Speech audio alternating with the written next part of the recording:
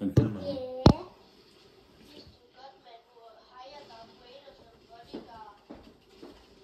Hørte du, hvad jeg spurgte min far om?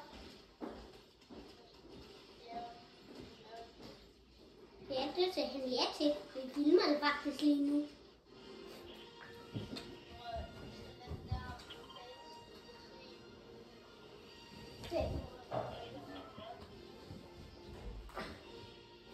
Okay. Men nu er den ved at lave en YouTube-kanal, på grund af, at vi filmer lige nu. Har du allerede hoppet? Ja. Hvorfor?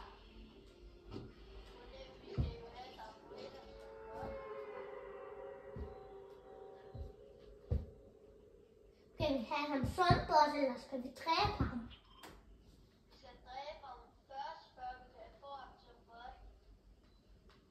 Og så kan vi også få en slime-sæbe. Men Magne, kan vi ikke bare... Men er han så også en boss? Men han hjælper os. Ja. Så vi har en bot som boss. Ja. Okay. Så hvis vi hejer ham, så får vi ham som bodyguard. Hvis vi hyrer ham, Ja. var guld. Nej, ikke for guld, tror jeg. Jeg ved ikke om man skal heje ham for guld, eller man skal bare dræbe ham for at man får ham. Jeg har dræbt ham, men jeg fik ham ikke som bodyguard. Så skal man nok få sværet først. Jamen, den er fjern. Filme og spille, er du klar over det? Vi er ved at komme på YouTube lige nu. Så lige pludselig er vi på YouTube efter det her spil. Hvis vi vinder, så tager jeg den på YouTube. Så siger jeg til min far, at han skal sætte den på YouTube. Og jeg tror nok, jeg lover det. Selv? Men jeg kan ikke finde ud af det, men jeg tror, min far kan finde ud af det. Men så kan det godt være, at vi lige siger... Ej, jeg ved ikke, om vi skal sige hej hej, så jeg kommer på lige om lidt på grund af, at jeg skal jo lige gøre sådan, at YouTube-kanalen kommer på Fortnite-aftale.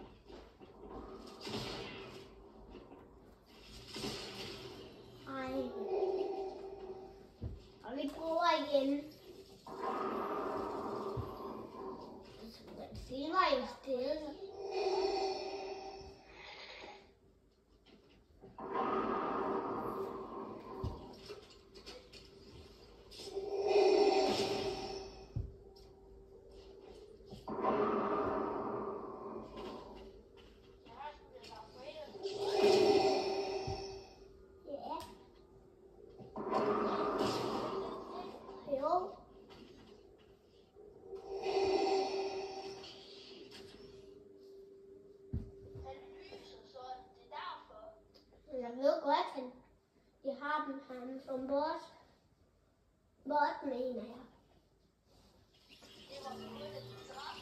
Skal vi ikke spille ligesom Shady? Det kan være, de dør de første game, men så kan det være, de vinder et andet game. Skal vi ikke spille som ham? Hvad betyder det?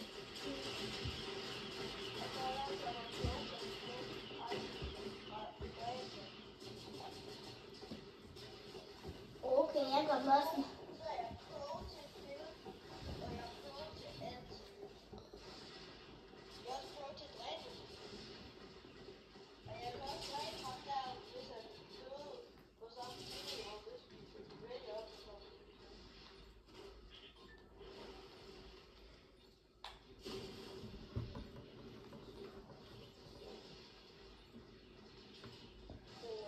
Ja, jeg kommer også blå, ja.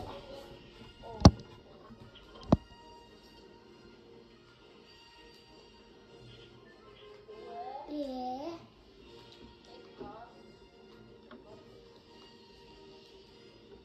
Det kan jeg ikke lige nu, vi er lige i gang med at spille. Og jeg er endda ikke venner med ham.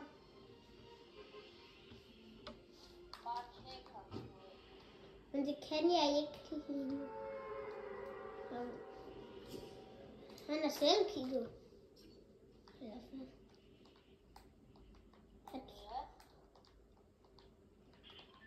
Hvis han joiner igen, så kig ham. Nej, hvis han joiner igen, så gør mig til partner.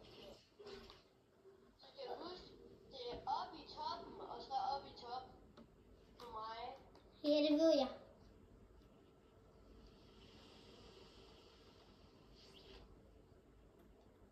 Jeg er jo nemlig partyleaderen i også.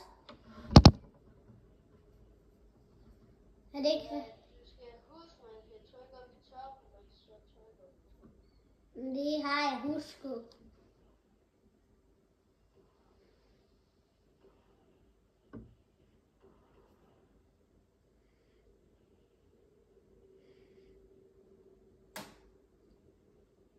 Men jeg tror, at vi skal snakke om det på grund af, at vi laver jo en video i os. Jeg kan tro, at vi laver en video.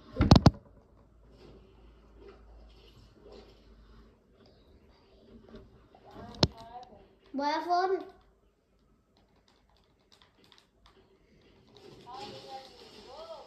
Nej. Jeg lige kom til den.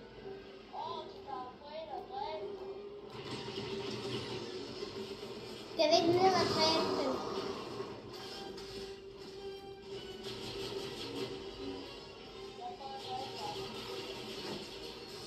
Jeg prøver også.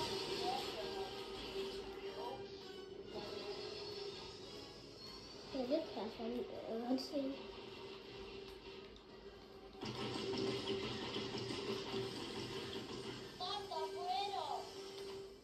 Godt.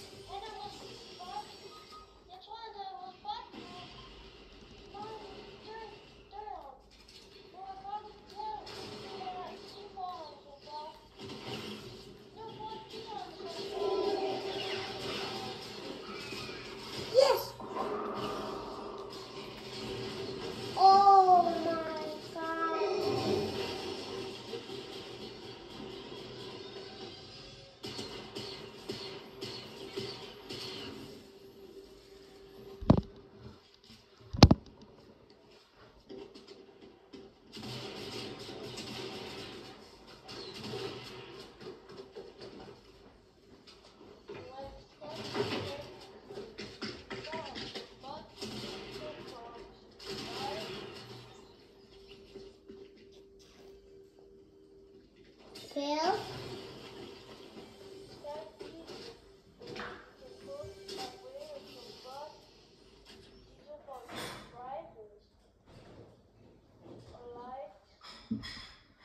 Jamen, vi er i Fortnite-videoen, men vi er jo ikke færdige med hele Fortnite-videoen. De er jo for sent, så nu slutter vi videoen af, når den er færdig i os. Men jeg er nok vi lige skal spille. Vi skal nok lige finde et enkelt game, før at Fortnite-videoen er færdig også. Aftale. Ja, måske. Vi skal jo vise, at vi kan få ham som bot. Ellers så får vi ikke nogen X-Vibe. Vel? Ja, for vi er nødt til at lande der hele tiden, ellers så tror jeg ikke, vi får ham som bot. Ellers så får vi ham bare ikke som bot. Ja.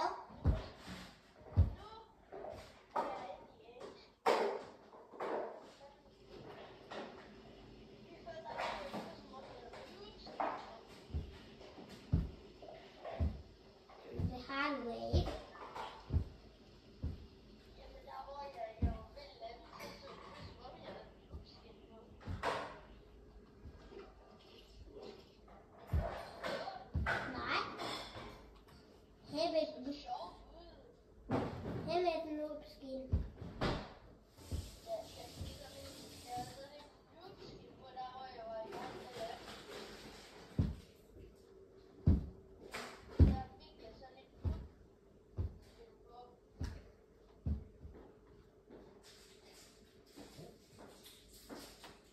Vi er nødt til at få ham som bot, ellers så får vi aldrig 1000 likes.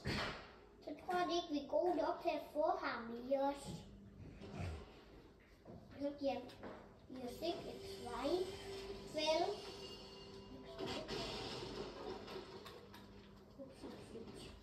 Au, au, au, au, au, au, jeg får det.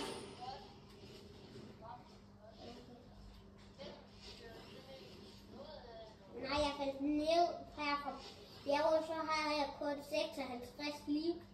Men nu har jeg 75.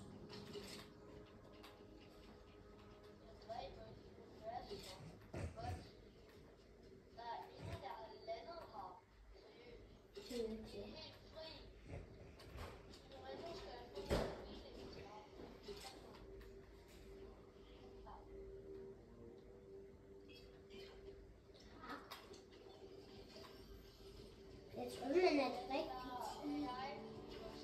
Det er en lille færdig.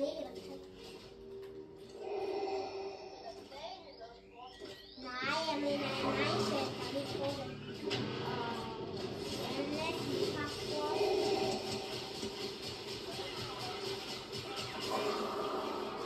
Og jeg havde bomber, og jeg kan stå på ham. Jeg du.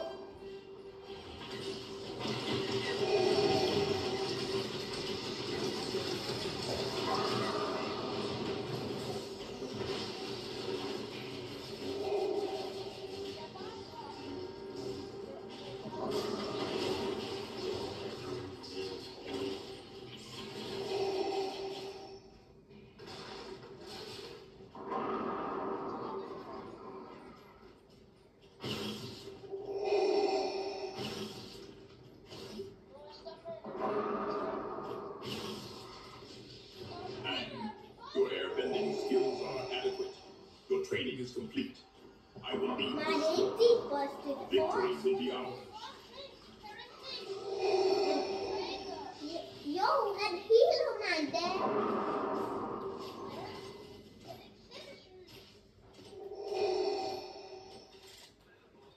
Hvad er de der små nogle også?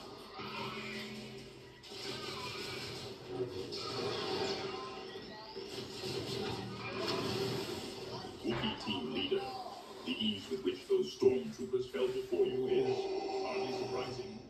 Their training is clearly lacking. Prøv lige at danse dans. Så skal vi se, om han så også danser en dans.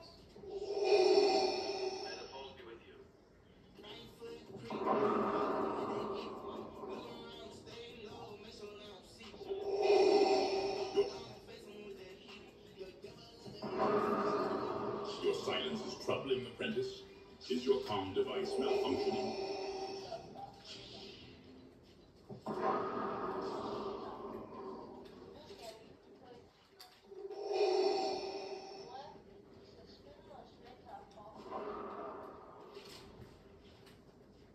Så skal der Frida også. Der er campingplads. Nu er der så født over bordet. Jeg kan ikke selv se, at der er 10-årige ved hjørnet. Jo, det kan. Ikke sindssygt. Nu får de i hvert fald en tribal. Der kan være mig. Tak og vær og spætte. Navn, ikke godt dig. Det er ikke godt dit skyld, vi går altid. Det er også mig, som er på grund af mig. På grund af dig. Vi dræbte. Ja, jeg gjorde ham meget lov, og du dræbte ham den sidste jøs. Så det er jo ligesom vores bedste tro, vi vores drenge. Jeg kan se, den er ved at hvile.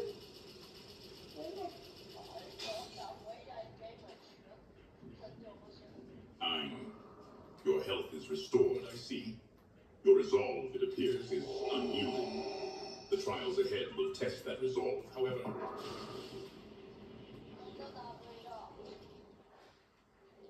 Nå, det her kan ikke hoppe. Jeg tror, at han kommer hen til... Jeg tror, han skal lige... Okay.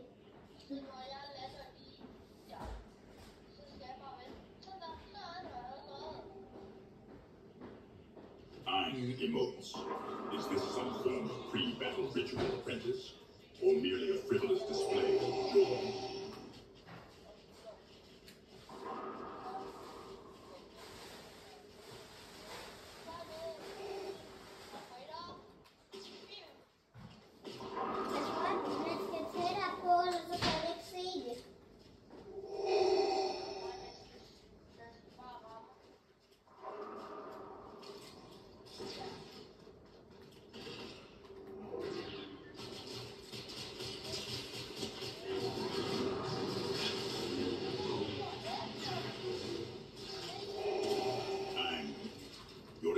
Of the dark side in combat is encouraging.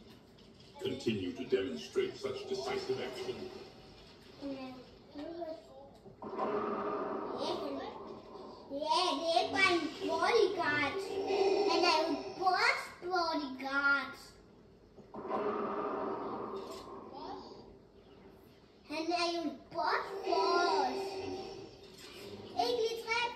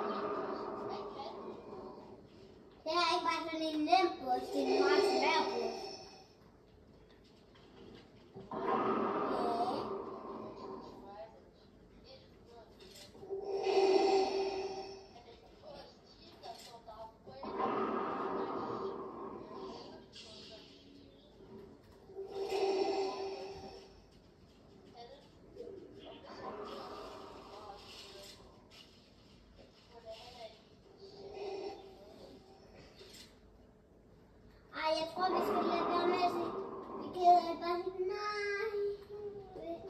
Så får vi nok mange swipe alligevel også.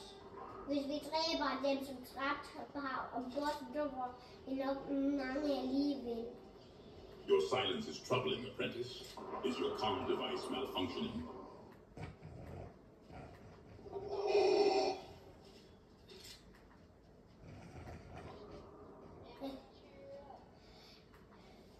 Han giver mig lige et chok.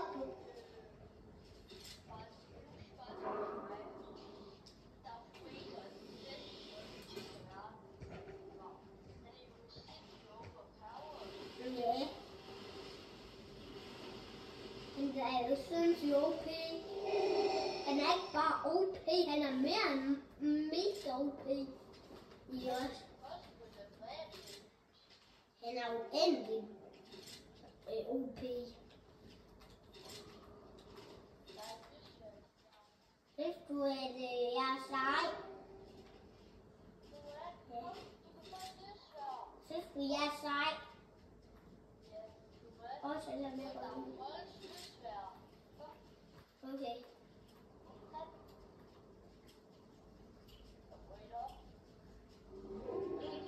I sense a disturbance in the force. The storm is moving once more. We must remain vigilant, apprentice.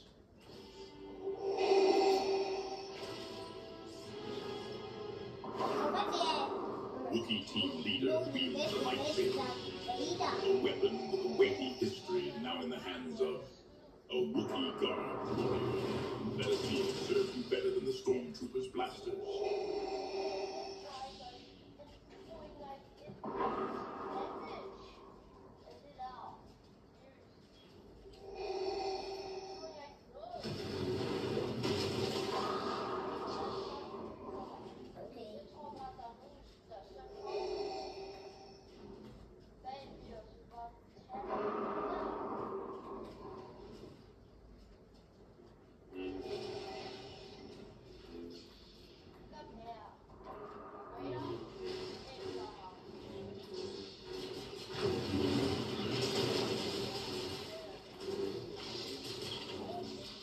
Continues to demonstrate the power of the dark side in combat.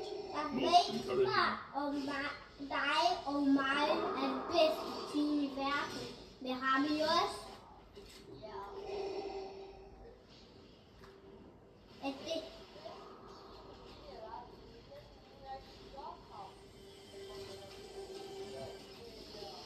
Wookiee team leader searched a chest. What treasures did you unearth? Ja, vi ville ønske, det var os to i os.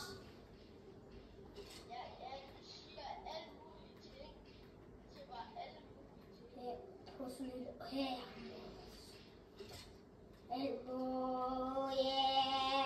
Jeg tror, at han ikke en robot egentlig. Even First Order troopers prove little challenge to you, Aang. Your power continues to grow. Sætte ham til alt muligt.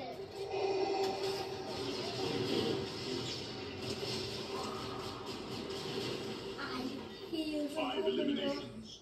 Our enemies fall before us. But do not choke on your aspirations, and Wookiee team leader, continue to demonstrate the power of the dark side.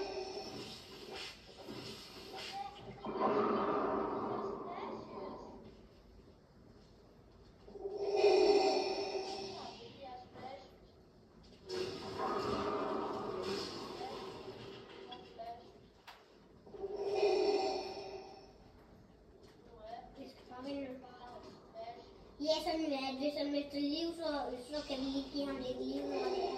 Det skal være masser af dem, så kan vi nemlig give ham mega meget liv, når han mister liv i os. Ja, den skal vi give os selv, det skal vi give ham til ham i os og os i os.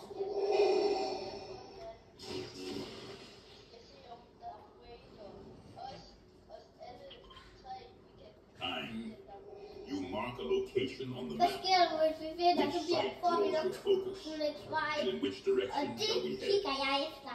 Aftale. Øverst af det her game kigger jeg, om vi har, hvis vi vinder. Ja, det skal jeg nok huske, hvis vi er det.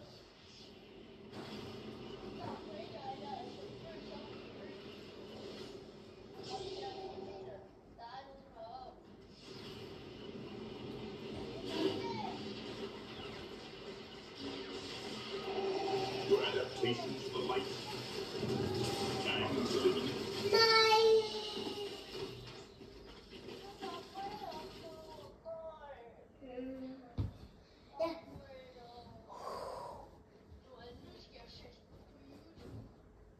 Jesus. Ja, vi ses alle sammen. Ja, husk at tage en swipe på den her video. Vi ses. Hej hej.